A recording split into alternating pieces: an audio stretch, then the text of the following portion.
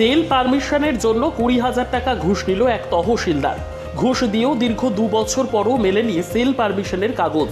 শেষ উপযুক্ত বিচারের দাবিতে বিলোনিয়া থানায় ওই তহসিলদারের বিরুদ্ধে মামলা দায়ের করল এক 60 বয়স্ক নাগরিক, যার নম্বর 48/2023 506 আইপিসি।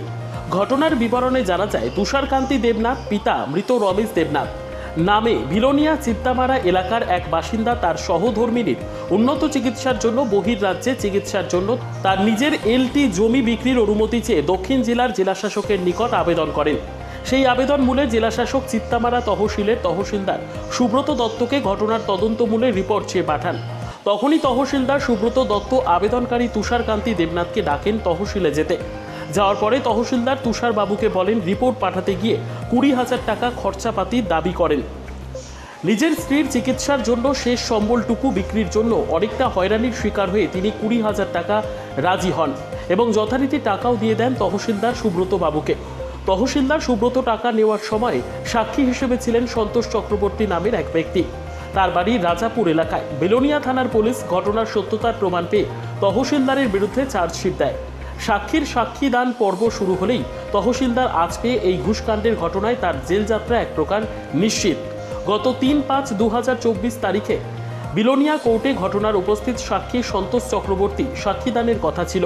এর আগের দিন অর্থাৎ 29/5/2024 ইংরেজি তারিখে রাত্রিবেলা উক্ত ঘুষখোর তহসিলদার তার সাঙ্গপাঙ্গদের সঙ্গে নিয়ে সন্তোষবাবুর বাড়িতে গিয়ে ধমকি দিয়ে আসে যাতে আদালতে গিয়ে তার বিরুদ্ধে সাক্ষী না দেয়। তারপর পরের দিন শান্তিরবাজার থানায় রাজসাক্ষী সন্তোষ চক্রবর্তী ওই তহসিলদারের বিরুদ্ধে মামলা দায়ের করেন সাক্ষীদানে বাধা দেওয়ার জন্য। এখন তুষারবাবু তার সাক্ষী যাতে সঠিকভাবে আদালতে সাক্ষ্যদান করতে পারে সেই বিষয়ে প্রশাসনিক হস্তক্ষেপ চাইছেন। কি নাম আপনার? তুষার দেবনাথ। কি হয়েছিল ঘটনাটা? ঘটনাটা হয়েছে, আমি কিছু আমার স্ত্রীর অসুস্থতা চিকিৎসার জন্য ওই কত এলোরি সম্পত্তি বিক্রি করতাম চাইছিলাম। এইটা আমি পিটিশন করছিলাম ডিএমের কাছে। ডিএমএ তো আছে আমাদের এলাকায়, আমরা তহসিলে। কোন তহসিলে? আমরা চিত্তামারা গাঁওসভা তহসিলে, বিলোনিয়ার আন্ডারে। বিলোনিয়ার আন্ডারে। তারপরে কি হয়েছিল? তারপরে তহসিলদারে এইটা দেখি আমার একদিন কইলো যে আমরা একটু অফিসের দিকে যান। গেলাম, যাওয়ার পরে এটা দেখি পড়ি উনি কইলো যে আপনি পাইবেন কি না।